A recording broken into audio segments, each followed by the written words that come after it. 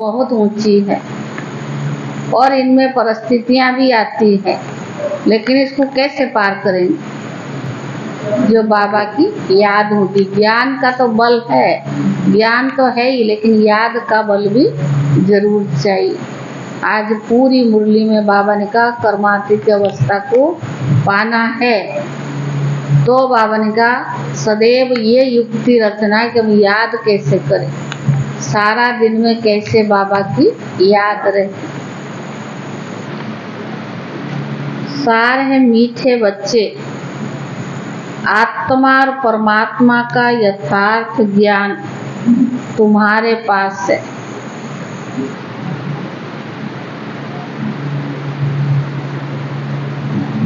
मीठे बच्चे, आत्मा और परमात्मा का यथार्थ ज्ञान तुम्हारे पास है, इसीलिए तुम्हें ललकार करनी है।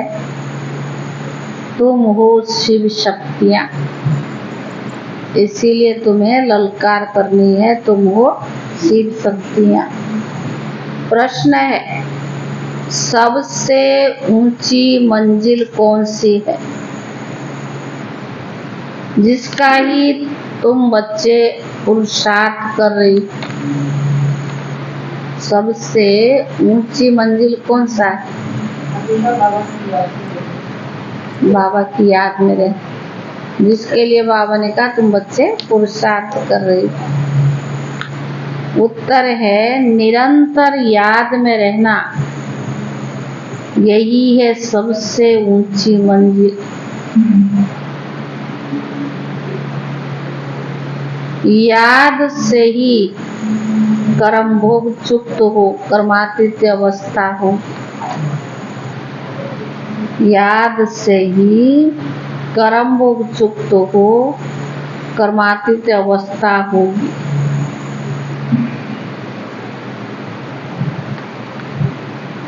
जिस माता पिता से अपार सुख मिल रही है, उनके लिए बच्चे कहते बाबा आपकी याद भूल जाती है। जिस माता पिता से अपार सुख मिल रही है, उनके लिए बच्चे कहते बाबा आपकी याद भूल जाती। वंडर है ना, भगवान को भी वंडर लगता है। देही अभिमानी रहने का पुरुषार्थ चलता रहे तो याद भूल नहीं सकते। देही अभिमानी रहने का पुरुषार्थ चलता रहे तो याद भूल नहीं सकते। गीत है, किसने यह सब खेल रचाया? ओम शांति। भगवान उवाच, बच्चे अपने बाप भगवान को जानते हैं। अभी बच्चे आकर के बाप द्वारा आस्तिक बने हैं, क्योंकि बाप द्वारा बाप को जानना है, इसीलिए आस्तिक कहलाते हैं। तुमने जाना है बराबर हम आत्मा है, वह हम आत्माओं का बाप है। भले कोई मनुष्य अपने को आत्मा समझते भी है, परंतु परमात्मा को कोई जानते नहीं। बाबा ने कहा भले कोई कहते हैं पर जानते नहीं। खुद आकर बच्चे पैदा करे और उनको अपना परिचय दे, तब जाने। बाप को ही अपना परिचय देना है, वह बाप है सभी आत्माओं का बाप। सन्मुख आकर बतलाते कि तुम सब आत्माएं हो। मैं आत्माओं का परम पिता हूँ। तुम निश्चय करते हो, पर यह कॉमन बात है। आत्माओं का बाप जरूर है, गायन भी है, आत्मा परमात्मा अलग रहे बहुका। बाबा को बच्चे ही जानते हैं। बाप 5000 वर्ष के बाद आए हुए हैं। जब सब बच्चे नास्तिक दुखी बन जाते हैं, एक भी आस्तिक नहीं रहता है। सब नास्तिक और दुखी बन जाते हैं, एक भी आस्तिक नहीं रहता। तब बाप आते हैं, आस्तिक बनाकर फिर छिप जाते हैं। फिर कोई बाप को जानते नहीं। अब तुम बच्चों में ये निश्चय नंबरवार पुरुषार्थ अनुसार है, सबको पूरा निश्चय नहीं है। तो बाबा ने कहा भले यहाँ सन्मुख बैठे हैं, जानते हैं परम पिता परमात्मा पतित पावन, बाप पतित से पावन बना रहे हैं। देवताओं की तो यहाँ सिर्फ मूर्तियां है, खुद तो है नहीं। जो भी मनुष्य मात्र है, सिवाय तुम ब्राह्मणों के और कोई भी आत्मा और परमात्मा को नहीं जानते हैं। हम सो परमात्मा कह देने से आत्मा को ना परमात्मा को जानते हैं। तुम बच्चे जानते हो कि एक भी मनुष्य जो अपने को यथार्थ रीति आत्मा समझ और परमात्मा बाप को बाप समझे, लेकिन अब ये ललकार कौन करे? एक भी मनुष्य नहीं जो अपने को आत्मा समझकर परमात्मा बाप को बाप समझे। वो तो बाबा ने कहा तुम बच्चे जानते हो। तो बाबा ने कहा अब ललकार कौन करे? हाँ हाँ, बाबा ने कहा शक्तियों ने ही ललकार की थी, परंतु अभी तक वो शक्ति आई नहीं है जो तुम्हारे में आनी चाहिए। शिव शक्तियां तो मशहूर है, नामी ग्रामी है। अब जगदम्बा भी शक्ति है।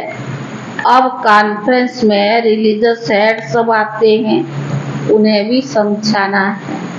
बाबा समझाते बच्चे तुमको तो देही अभिमानी बनना है। हम आत्मा है, अब परम पिता परमात्मा से वर्षा ले रही हैं। यह निश्चय नहीं, कोई संशय है तो ऊंच पद कभी पा नहीं सकेंगे। अच्छे अच्छे बच्चे भी चलते चलते माया का तूफान लगने से गिर पड़ते हैं। निश्चय बुद्धि से संशय बुद्धि हो पड़ते हैं। नहीं तो बच्चे कभी संशय बुद्धि नहीं होते हैं कि हमारा ये बाप नहीं है। यहाँ तो ये वंडर है, कहते हुए परमात्मा हम सब आत्माओं का बाप है, वह हमको पढ़ाते हैं, फिर भी बाप को भूल जाते, बाप को भूल जाते हैं। तो बाबा ने कहा रोज समझाते रहते बच्चे अपने को या बाप, अपने बाप को याद करो, तब तुम्हारे विक्रम विनाश होंगे। विक्रम तो जन्म जन्मांतर के सिर पर बहुत है। तुम जानते हो मनसा मम्मा बाबा जिसको ब्रह्मा सरस्वती कहते हो, वह नंबर 1 में। बाबा ने कहा जिनको तुम मम्मा बाबा ब्रह्मा सरस्वती कहते हो, वही नंबर 1 में है। वह भी खुद कहते इतना योग लगाते मेहनत करते हैं तो भी अनेक जन्मों के पाप कटते नहीं हैं। इनको बाबा ने हम सबके लिए एग्जाम्पल बनाया है, इतना मेहनत किया है। तो बाबा कहते वो अपना अनुभव सुनाते, वो भी पाप कटते नहीं, कुछ ना कुछ भोगना भी पड़ता है, शरीर द्वारा कुछ न कुछ भोगना पड़ता है।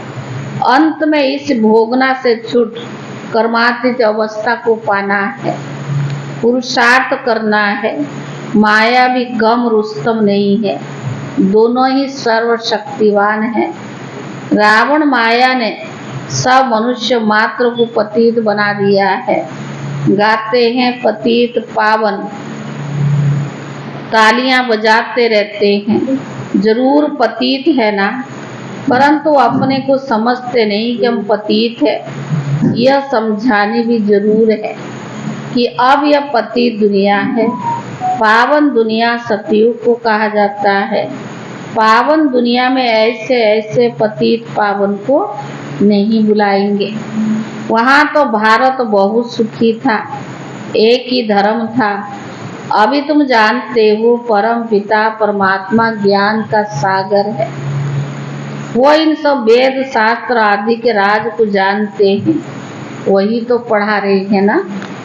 परंतु कोई कोई ऐसे हैं जो ये भी भूल जाते कि हमको परमात्मा पढ़ाते हैं। बेहद का बाप हमें पढ़ाते हैं, ये वह नशा नहीं चढ़ता है। यहाँ से बाहर घर जाने से नशा चकनाचूर हो जाता है। कोई मुश्किल है जो युक्ति युक्त पुरुषार्थ करते हैं, क्योंकि माया बड़ी जबरदस्त है। देह अभिमान तो नंबर 1 है। बाबा ने कहा देह अभिमान ही नंबर 1 है। बाबा ने समझाया, बच्चे अपने को देह नहीं देही समझो। हम आत्मा है, इस शरीर द्वारा हम कर्म करते हैं।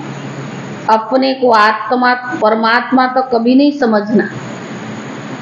परमात्मा तो एक ही है ना, तो अपने को परमात्मा कभी नहीं समझना। बाप कहते मैं तुमको पति से पावन बनाने आया हूँ, फिर भी मुझे घड़ी घड़ी भूल जाते। तुम मुझे घड़ी घड़ी याद करो,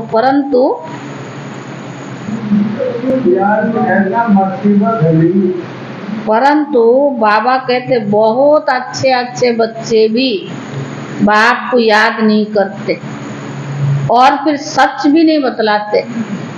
याद भी नहीं करते और सच भी नहीं बतलाते हैं। चार्ट तो लिख कर भेजते हैं, उसमें भी झूठ है। सच्चा चार्ट लिखते ही नहीं है। बाबा समझाते अपने को आत्मा समझो। हम आत्मा 84 जन्म पूरे कर अब बाबा के पास जाती हूँ। सवेरे सवेरे उठकर बाबा को याद करो तो उसका नशा सारा दिन रहेगा। मनुष्य धन कमाते तो नशा रहता है ना कि आज इतना कमाया, यह भी धंधा है, व्यापार है, उनमें कितनी मेहनत करनी चाहिए। बाबा अपना अनुभव बतलाते हैं, कितनी मेहनत करते हैं। सवेरे सवेरे उठकर अपने से बातें करनी। अब पाठ पूरा हुआ, अभी हम गए तो बाबा ने कहा फिर 21 जन्म राज्य करना है। कितना मीठा, कितना प्यारा, कितना वंडरफुल बाबा है। ऐसे बाप को कोई भी मनुष्य मात्र नहीं जानते हैं। बाप आकर बच्चों को अपने से भी ऊंचा ले जाते हैं और बच्चे फिर बाप को सर्वव्यापी कहकर अपने से भी नीच ले गए हैं। इसलिए बाबा कहते बच्चे तुम बहुत दुखी बन पड़े हो। तुम बच्चों को ब्रह्मांड और विश्व दोनों का मालिक मैं ही बनाता हूँ और फिर तुम बच्चे बाप को सर्वव्यापी कह देते हो। यह भी ड्रामा में खेल है। अब बाप डायरेक्शन देते बच्चे ऐसे ऐसे समझाओ। लक्ष्मी नारायण आदि देवी देवताएं हैं, 100% साल्वेंट बुद्धि थे। लक्ष्मी नारायण क्या है? देवी देवता है और 100% साल्वेंट बुद्धि थे। अभी नहीं है, फर्क देखो कितना है। कहाँ भारत स्वर्ग था, कहाँ वही भारत अभी नर्क बना है। ये ज्ञान कोई मनुष्य में नहीं है।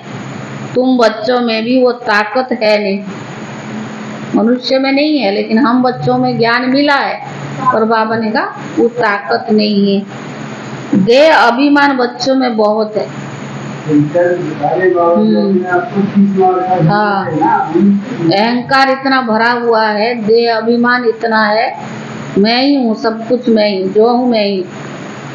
तो बाबा ने कहा इसलिए याद भी उनकी ठहरती नहीं है। देह अभिमान बहुत है। देही अभिमानी को ही धारणा होनी चाहिए।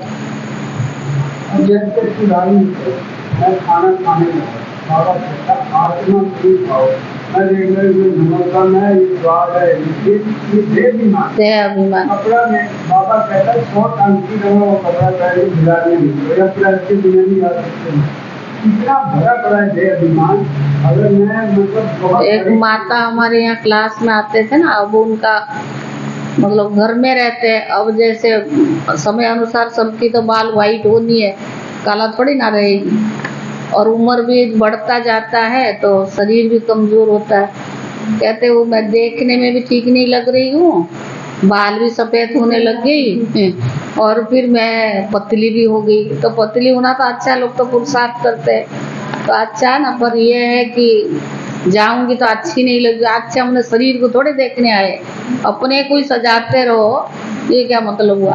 देही अभिमानी।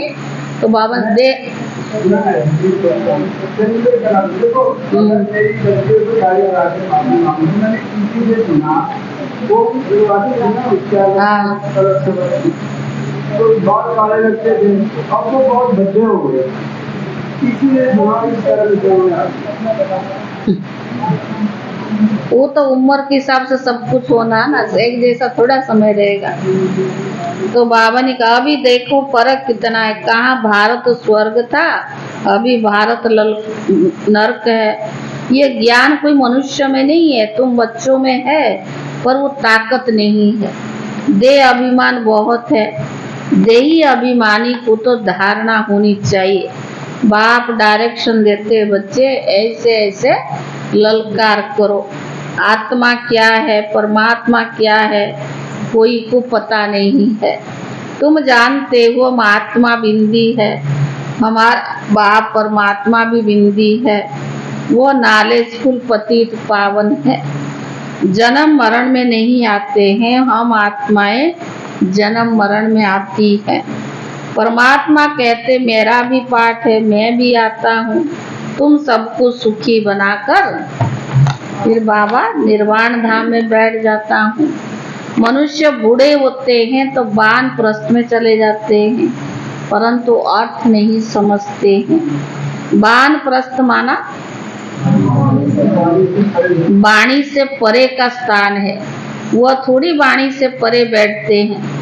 अभी वानप्रस्थी तो सब है, हम आत्माएं वाणी से परे रहने वाली है, परंतु उस स्थान को भी जानते नहीं। तो बाबा ने कहा तुम्हारे में भी कोई कोई की बुद्धि, ये कोई की बुद्धि में ये बातें हैं, क्योंकि बच्चों में देह अभिमान बहुत है। आज बाबा ने कहा बाबा की याद क्यों नहीं ठहरती है, निर्माणता नहीं है, देह अभिमान भरे पड़े हैं। तो बाबा ने कहा बाप को फॉलो नहीं करते, देह अभिमान है तो बाबा को फॉलो भी नहीं करते हैं। माया बहुत प्रबल है, आत्मा और परमात्मा के संबंध को कोई जानते नहीं, बाप के संबंध को नहीं जानते। पर तुम बच्चे भी घड़ी घड़ी भूल जाते हो, वो तो जानते नहीं अलग है, पर तुम जान के भी बाप को घड़ी घड़ी भूल जाते हो। अरे बाप का बनकर बाप को पूरा याद करना चाहिए ना। कहते बाबा घड़ी घड़ी भूल जाता, घड़ी घड़ी याद करना भूल जाता। बाबा क्या कहे? अरे तुम माता पिता को याद करना भी भूल जाते हो क्या? हाँ। भूल जाते हो क्या? तुम्हारा क्या है, तेरे बाप को मेरे बाप नहीं। तो बाबा ने कहा निरंतर याद करने की ये मंजिल है। बाबा निरंतर याद रहे, यही ऊंची मंजिल है। जिस माता पिता से स्वर्ग का वर्षा ले रही हो तुम उनको भी भूल जाते हो। यानी बाबा को भी बंडर लगता है, जो भगवान हमारी पालना परवरिश करता है, हमें इतना प्यार देता है, समझाने देता है, बाबा के तो उनको भी भूल जाते हो। बंडर है ना, मात पिता तो एक ही है। बाबा कहते मैं तुम्हारी मात पिता हूँ, यह बड़ी गुह्य बात है। कई समझते जगदम्बा माता है, परंतु नहीं, वह तो साकारी है ना। तुम मात पिता गाते हो निराकार को। यह सब बातें पहले नहीं बतलाते थे, दिन प्रतिदिन गुह्य गुह्य बातें सुनाई जाती है। कोई भी बात न समझ सकते हैं तो बोलो। बाबा ने अर्जुन सुनाया नहीं है, बाबा से पूछेंगे। दिन प्रतिदिन बहुत नई नई पॉइंट्स निकलती रहती है। नॉलेज तो बहुत बड़ी है, समझने वाले कोई समझे, पढ़ते पढ़ते कहीं थक भी जाते, थक जाते हो ना। तो क्या कहते हो? हाँ? अब बहुत पढ़ लिया, कोई जरूरी थोड़ी है ना हफ्ता में रोज ही जाना है, 1-2 दिन बहुत है। हाँ? कोई बात नहीं, बाबा थोड़ी देखता हम आते या नहीं आते, थक जाते हैं ना। जब बुद्धि में थकावट आ जाती है तब ये संकल्प चलता है। जो थोड़े मैं पूछता हूँ तो वही बातें रोज बताते हैं। हाँ, तो नहीं तो वही आत्मा परमात्मा। मान के मैं योग जरूर करता हूँ। ये छोटे लोग तो बाबा ने कहा समझने वाले कोई समझे, पढ़ते पढ़ते कहीं थक भी जाते हैं। बाबा को लिखते, बाबा मैं नहीं चल सकूंगा, तंग हो गया हूँ। तंग होकर पढ़ाई को भी छोड़ देते। बाबा रोज नई नई पॉइंट्स देता। दादियों ने कभी मुंह से सुना? कभी नहीं कहा होगा कि हम तंग हो गए। शारीरिक बीमारी भी कम नहीं आई है। 90 100 104 साल की दादी जानकी रहती, कितना उनकी उमंग उत्साह तो देखो, चेहरे में सदैव मुस्कुराहट है। दूसरों की बोली कैसा है, उनका बोल सुन के लोगों का दुख हरता था। और हमारी बोल कैसा है ना, क्योंकि तंग हो गया ना, थक गए। कई तो कहते इतना बहुत हो गया, अब मैं ही थोड़ी करने वाली हूँ, और भी तो करे ना। पर जितना हम करते हमारी भाग्य बनता है। बाबा को भूल जाते हैं ना, तब ये शब्द आता है मुंह पे। तो बाबा कहते कि थक जाते हैं, तो बाबा कहते तंग होकर कहते पर छोड़ देते, विकार में जाते तो पढ़ाई छूट जाती है। ये पढ़ाई ब्रह्मचर्य व्रत में ही धारणा होगी। अगर ब्रह्मचर्य को तोड़ा, धारणा कभी हो नहीं सकेंगे। दूसरों को कह नहीं सकेंगे कि काम महाशत्रु है। बुद्धि के ताला बंद हो जाता है, मंजिल बहुत ऊंची है। सन्यासी तो ग्रस्त धर्म को छोड़ भाग जाते हैं, वह है हठयोगी सन्यासी, वह है राजयोग। बाबा ही आकर राजयोग सिखलाते हैं। हठयोगी कभी राजयोग नहीं सिखला सकेंगे। ये बातें पूरा न समझ, ये बात पूरा समझाने का ढंग नहीं आया है। उन्हों का है हठयोग का सन्यास, वह पतित को पावन बना नहीं सकते। तुम्हारा है बेहद का सन्यास, वह है हद का सन्यास। तुम्हारी बुद्धि में है कि हमारे 84 जन्म पूरे हुए, अब हम वापिस घर जाते हैं। ये बेहद का सन्यास बुद्धि से किया जाता है। उनका है हठयोग कर्म सन्यास, तुम्हारा है राजयोग। कर्म भोग जो भगवान ने सिखाया, कर्म योग जो भगवान ने सिखाया है। अभी तुम बच्चे आश्चर्य से समझ सकते हो, वो हठयोग और यह है राजयोग। शिव को ही नहीं समझते हैं। जैसे आत्मा बिंदी है, वैसे शिव भी बिंदी है। बिंदी का निशान भी भ्रुकुटी में दिया जाता है, और कोई जगह बिंदी नहीं देंगे। भ्रुकुटी में ही बिंदी दी जाती है। आत्मा भी यहाँ ही निवास करती है, यह किसको भी पता नहीं है। इतनी छोटी सी बिंदी में 84 जन्मों का अविनाशी पाठ नूंढा हुआ है। यह कितनी डीप बातें हैं, कोई समझ, बाबा ने कहा कोई को समझाने नहीं आएगी। रियलिटी में समझाना है। जैसे आत्मा बिंदी, वैसे परमात्मा भी बिंदी है। अगर दूसरी आत्मा आएगी, वह भी तो बाजू में बैठेगी ना। ब्राह्मण में आत्मा को बुलाते हैं, आकर बोलती है। तो बावन के हमने फलानी जगह जन्म लिया है, वह तो आत्मा कहाँ आकर बैठेगी? या माथा में? उनमें भी अपनी भी आत्मा है ना। बाप कहते मैं भी बिंदी हूँ, मुझ परम पिता परमात्मा कहते उनकी महिमा बड़ी भारी है। शिवाय नमो, ये किसकी महिमा है? आत्मा शालिग्राम ने, ये जरूर अलग है। दुनिया इन बातों को नहीं जानती है। तुम जानते हो उनका एक ही नाम शिव है। ब्रह्मा विष्णु शंकर को ब्रह्मा देवताए नमः, विष्णु देवताए नमः कहेंगे। फिर उनको शिव बाबा को क्या कहेंगे? शिव परमात्माए नमः। शिव ऊंचा ठहराना, यह बातें तुम बच्चे ही समझ सकते हो। ये नॉलेज भी तुमको अभी है, तुम्हारा जैसा कि हीरे जैसा जन्म है। इतनी करोड़ों आत्माएं हैं, किसको भगवान के बारे में ज्ञान नहीं है। जानते हैं, मानते हैं, पर पहचानते नहीं है। तो बाबा ने कहा तुम कितनी भाग्यशाली हो जो तुम्हें बाबा का, भगवान का ज्ञान मिला है। देवताएं तो प्रारब्ध भोगते हैं, यह प्रारब्ध देने वाला बाप भी वंडरफुल है। ऐसे पारलौकिक बाप का कितना रिगार्ड रखना चाहिए। शिव बाबा हमारी कितनी समझाता है, कितनी पालना करता है, कितनी लायक बनाता है। तो ऐसे बाबा का कितना रिगार्ड रखना चाहिए। बुद्धि होगी इस ब्रह्मा में नहीं, उनमें रखना है। शिव बाबा वो बाप पढ़ाते इस द्वारा, ये शरीर लून लिया है। सारी सृष्टि में कितना बड़ा मेहमान है। कौन? शिव बाबा कितना बड़ा मेहमान है। शिव बाबा परम धाम से आता है ना। सबसे ऊंचा स्थान कहाँ है? कहते ऊंचा तेरा नाम, ऊंचा तेरा काम, ऊंचा तेरा ठाव। रहने का स्थान कितना ऊंचा, कितना दूर से बाबा आता है।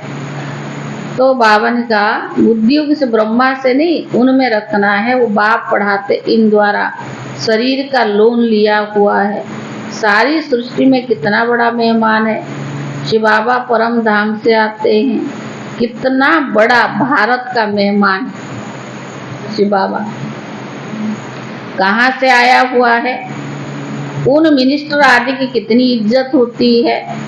यह गुप्त वेश में कितना बड़ा मेहमान जो पतित को पावन बनाने आया है, गुप्त वेश में आया है। और कितना बड़ा मेहमान है जो भारत में आया है और पतित को पावन बना रहा है। अच्छा मीठे मीठे सिखिले दे बच्चों प्रति, माता पिता बाप दादा का याद प्यार और गुड मॉर्निंग। रूहानी बाप की रूहानी बच्चों को नमस्ते।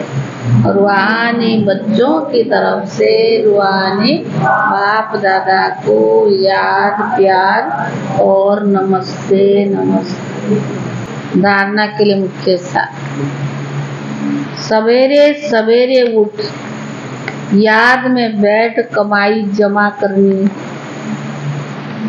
सवेरे सवेरे उठ याद में बैठ कमाई जमा करनी। अपने आप से बातें करनी है, अपने आप से बातें करनी। देही अभिमानी रहना है।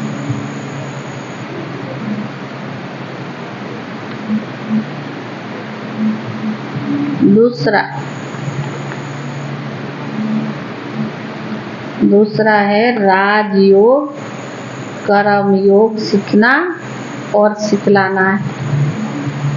राजयोग और कर्म योग सीखना है और सिखलाना भी है। कभी भी तंग होकर पढ़ाई नहीं छोड़नी है। कभी भी तंग होकर पढ़ाई नहीं छोड़नी है।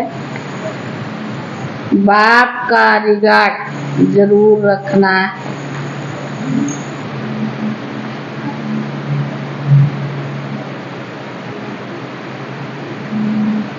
वरदान, बाप समान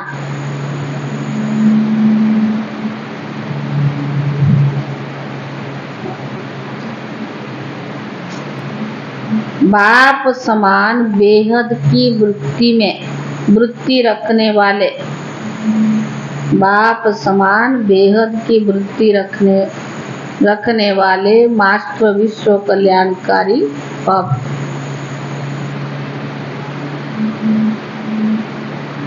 बेहद की वृत्ति रखने वाले मास्टर विश्व कल्याणकारी भव। बेहद की वृत्ति अर्थात क्या कहेंगे? बेहद की वृत्ति अर्थात सर्व के प्रति कल्याण की वृत्ति रखना। सिर्फ अपने लिए नहीं, सर्व के प्रति। यही मास्टर विश्व कल्याणकारी बनना है।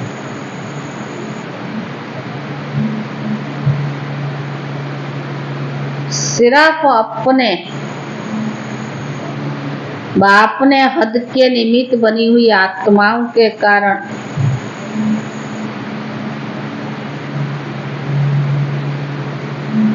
सिर्फ अपने हद के निमित्त बनी हुई आत्माओं के कारण अर्थ नहीं, लेकिन सर्व के कल्याण की वृत्ति हो। सिर्फ अपनी उन्नति के लिए नहीं, आत्माओं के कल्याण अर्थ नहीं, लेकिन सर्व के कल्याण की वृत्ति हो। जो अपनी उन्नति, अपनी प्राप्ति में अपने प्रति संतुष्ट में राजी होकर चलने वाले, वे स्व कल्याणी, उनको विश्व कल्याणकारी। चाहे वो कुछ भी करे, अपने लिए ही करते हैं, अपने प्रति प्राप्ति रहे, मुझे सब कुछ मिल जाए, सब प्राप्ति हो जाए, अपने प्रति संतुष्टता में राजी होकर मैं जैसी हूँ, जो हूँ ना, ठीक हूँ। तो दूसरों के प्रति नहीं, दूसरे के प्रति भावना ही नहीं, तो क्या कहेंगे? ऐसे लोग अपने लिए चलने वाले क्या कहेंगे? वो स्व कल्याणी है। लेकिन जो बेहद के वृत्ति रख, बेहद सेवा में बिजी रहते हैं, उन्हें कहेंगे, लेकिन जो बेहद की वृत्ति रख, बेहद सेवा में बिजी रहते, उन्हें ही कहेंगे बाप समान मास्टर विश्व कल्याणकारी। उन्हें ही कहेंगे बाप समान मास्टर विश्व कल्याणकारी। स्लोगन: निंदा स्तुति मान अपमान, निंदा भी करेंगे, स्तुति भी करेंगे, मान अपमान हानि लाभ में समान रहने वाले ही योगी तो आत्मा है। निंदा स्तुति मान अपमान हानि लाभ में समान रहने वाले ही योगी तो आत्मा है। आज 23 तारीख है, अव्यक्त इशारा। समय प्रमाण लव और ला का बैलेंस रखो। ज्यादा प्यार देने से भी क्या होता है? लव भी हो और ला भी हो, लेकिन ला में भी लव महसूस हो। माना ला भी दो, लेकिन उसमें प्यार भी हो। ऐसे ना हो जो ला के तो दे रही है लेकिन लव नहीं है, तो आत्मा नहीं ले सकती है ना। इसके लिए आत्मिक प्यार की मूर्ति बनो, तब हर समस्या को हल करने में सहयोगी बन सकेंगे। शिक्षा के साथ साथ सहयोग देना ही आत्मिक प्यार की मूर्ति बन। शिक्षा भी दो, लेकिन शरीर का प्यार नहीं, आत्मिक प्यार दो। तब बाबा ने कहा कि आत्मिक प्यार की मूर्ति बन जाएगी। ओम शांति।